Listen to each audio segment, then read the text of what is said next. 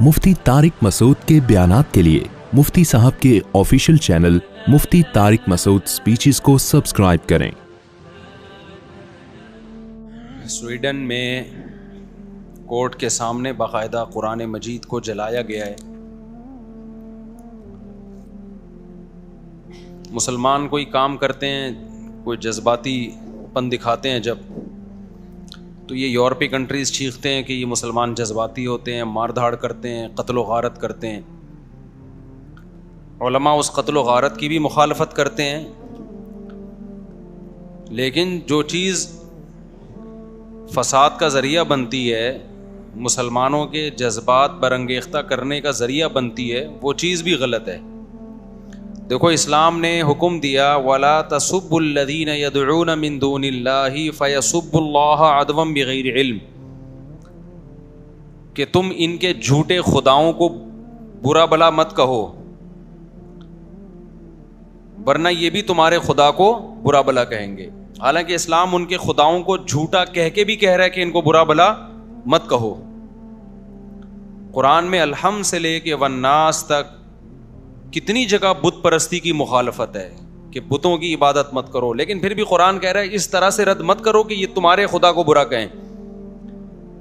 तो आप बताइए, जो मज़हब किसी दूसरे मज़हब का मजाक उड़ाने की इजाज़त नहीं दे रहा, उसके बातिल होने के बावजूद कह रहा है इस तरह से रद्द मत करो कि वो तुम्हारे खुदा को या रसूल को बुरा भला कहना शुरू कर दें, तो वो मज़हब कितना पीसफुल होगा और वो कितना लोगों के जज्बात का ख्याल कर रहा है। और इन लोगों को आप देखें कि आज़ादी के नाम पे, ह्यूमन राइट्स के नाम पे किस तरह मुसलमानों के जज्बात से खेल रहे हैं। हम ये मानते हैं कि ये कुरान किसकी किताब है? अल्लाह की किताब। तो जिस खुदा को हम अल्लाह मान रहे हैं और क्रिएटर मान रहे हैं और हमारे ईमान का हिस्सा है, उस पर हम जान देने के लिए तैयार हैं, तो हम ये बर्दाश्त कर लेंगे कि उस खुदा के कलाम को हमारी नज़रों के सामने जलाया जाए? ये बर्दाश्त कर लेंगे हम क्या? ये कोई झूठे मजहब का मानने वाला तो बर्दाश्त कर लेगा, जिसको अपनी किताब के अल्लाह की किताब होने का यकीन ना हो। इसकी मैं आपको एक मिसाल देता हूं। देखो, कोई शख्स आपके सामने आपके बाप को मारपीट रहा हो और आप चुप खड़े हुए तमाशा देख रहे हैं, तो लोग क्या कहेंगे? या तो ये आदमी बिल्कुल बेगैरत है, गैरत है ही नहीं इसमें, या ये कंफ्यूजन में है कि ये इसका बाप है भी या नहीं है। ऐसा ही है ना कि पता नहीं, हो सकता है ये मेरे वालिद ना हो, उनकी शक्ल का कोई आदमी हो और मैं खामखा में इस जंग में कूद पड़ूं और ये बाद में पता चला कि ये मेरे अब्बा नहीं है। हम अगर कंफ्यूजन में होते ना कि ये किताब कुरान अल्लाह की है या नहीं है, तो हमारे जज्बात मुश्ताइल ना होते। कि मेरे भाई, हमें चढ़ते सूरज की तरह अहले इस्लाम को, अहले ईमान को यकीन है कि ये कलाम किसका कलाम है? अल्लाह का। और मोहम्मद सल्लल्लाहु अलैहि वसल्लम किसके पैगंबर हैं? अल्लाह के। और ये दलाइल की दुनिया में हम इसके कायल हैं, क्योंकि हमने तो इस्लाम में पैदा हुए हैं, हमने तो इस्लाम को अपनी आंखों से देखा है। यूरोपियन को क्या पता इस्लाम क्या है? वो तो पैदा ईसाइयत में हुए, कोई हिंदू घर में पैदा हुआ, कोई एथियस्ट के यहाँ पैदा हुआ। हम तो पैदा किस में हुए हैं?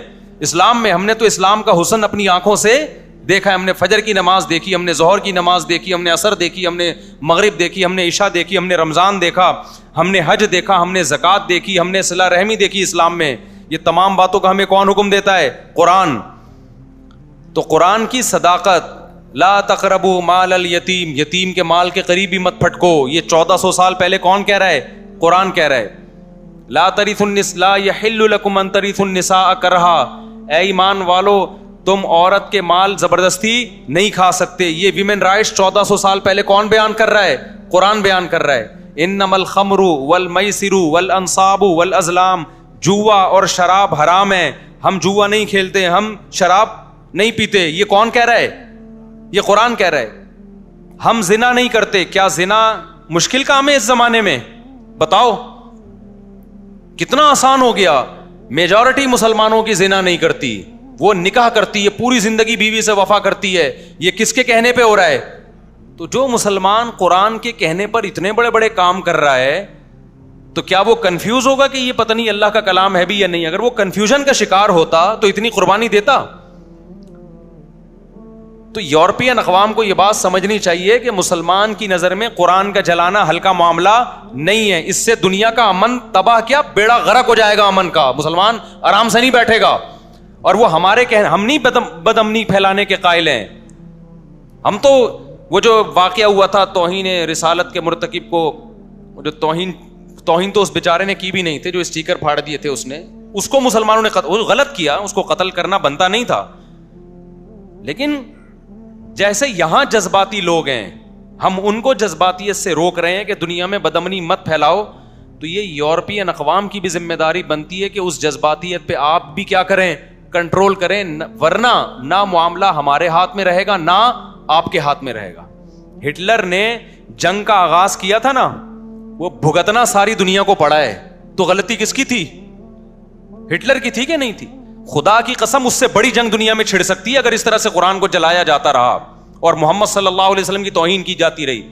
اور اس جنگ کے ہم ذمہ دار نہیں ہیں. ہم تھوڑی کہتے ہیں لوگوں سے کہ لڑو اور اس طرح قتل ہو, ہم تو کہتے ہیں بھائی لیگل راستہ اختیار کرو, قانونی راستہ اختیار کرو. تو جب گورنمنٹ کی سرپرستی میں یہ کام ہو رہا ہوگا تو لوگ لیگل راستے کے لیے جائیں گے کہاں جائیں گے لوگ لیگل راستے کے لیے؟ لوگ پھر ہماری بات سنیں گے کہ امن سے رہو اور پرامن احتجاج؟ لوگ کہاں سنیں گے؟ تو ہم تو ابھی بھی کہتے ہیں بھائی پرامن احتجاج کرو آپ, لیکن آپ بھی وہ کام کرو کہ دنیا میں امن خراب نہ ہو. مسلمان کسی قیمت پہ بھی پیغمبر کی توہین, قرآن کی توہین برداشت نہیں کر سکتے, ناممکن ہے. یورپین اقوام کو یہ بات سمجھ میں نہیں آ رہی ہے, وہ ٹرائی کر کے دیکھ رہے ہیں کہ ان کو ہوتا کیا ہے. آپ کھیلیں نہیں بھائی ہمارے جذبات سے. ہم کب کہتے ہیں کہ آپ قرآن پہ ایمان لے کر آؤ؟ ہم کب کہتے ہیں کہ آپ محمد صلی اللہ علیہ وسلم کو اللہ کا پیغمبر سمجھو؟ لا اکراہ فی الدین, اسلام کہتا ہے دین میں زبردستی نہیں ہے. لیکن آپ کو ہم قرآن جلانے نہیں دیں گے, محمد صلی اللہ علیہ وسلم کی توہین کرنے نہیں دیں گے. آپ محمد صلی اللہ علیہ وسلم سے اختلاف بھی کر سکتے ہو, آپ کے مشن پہ اختلاف کرو, جیسے کہ ہمیشہ سے غیر مسلم اعتراض کرتے رہے ہیں. اعتراض کرنا الگ چیز ہے, توہین کسی قیمت پہ مسلمان برداشت نہیں کر سکتا. اب اس کا حل کیا ہے؟ تو پہلا حل تو یہ کہ آپ جس حد تک ممکن ہو سوشل میڈیا پہ اپنا احتجاج ریکارڈ کروائیں. اس احتجاج کا بڑا اثر پڑتا ہے دنیا پہ. وہ جب دیکھتے ہیں نا کہ سارے چپ کر کے خاموش بیٹھے ہوئے ہیں, تو وہ سمجھتے ہیں کہ مسلمانوں میں غیرت آہستہ آہستہ کیا ہو رہی ہے, ختم. جس حد تک بھرپور آپ احتجاج ریکارڈ کروا سکتے ہیں آپ ریکارڈ کروائیں. نمبر 2, جتنا پرامن احتجاج ہو سکتا ہے کریں. میں پرامن اس لیے کہہ رہا ہوں کہ ہمارے یہاں بعض جذباتی لوگ کہتے ہیں کہ مولوی صاحب یہ پرامن سے قابو میں آنے والے نہیں ہیں. دیکھو اگر آپ بدامنی پھیلاؤ گے نا, اس کے سائیڈ افیکٹ زیادہ ہیں. کچھ فائدے تو ہیں لیکن سائیڈ افیکٹ کیا ہیں, زیادہ. اس سے ہوگا کیا؟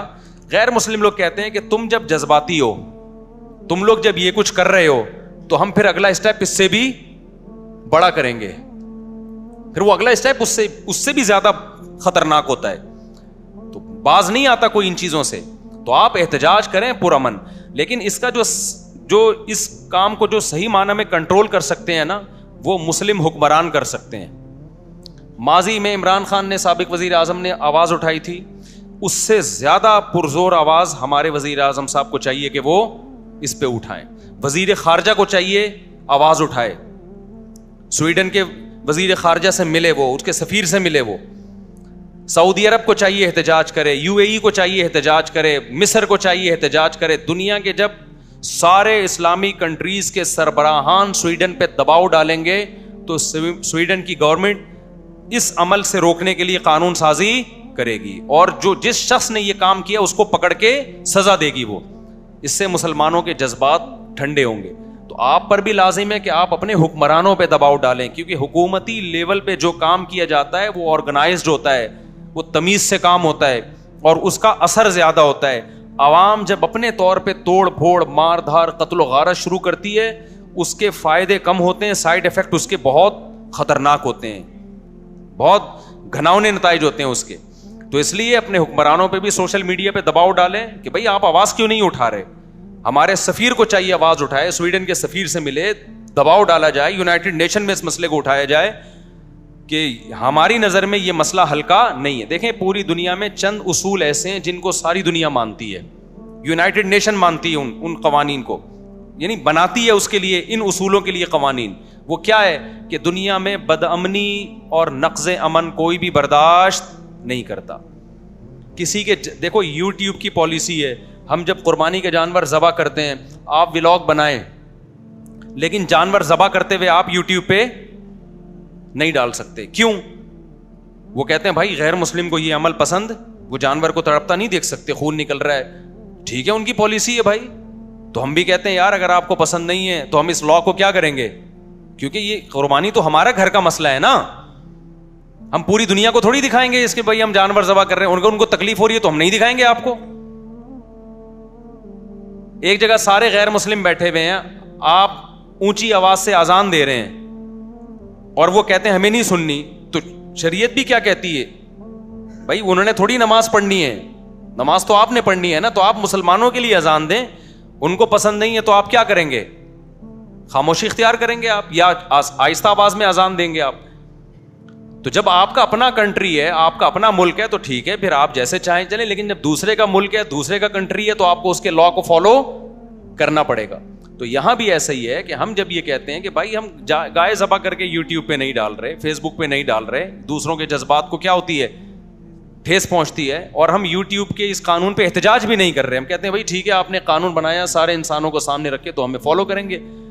تو جب اتنے سے جذبات کو ٹھیس پہنچانے کی اجازت نہیں ہے کہ جی اس کو گائے ذبح ہوتا پسند نہیں ہے, تو آپ 1 ارب مسلمانوں کے, 1 ارب سے زیادہ مسلمانوں کے جذبات گائے ذبح ہونے سے کسی غیر مسلم کو اتنی ڈپریشن نہیں ہوگی.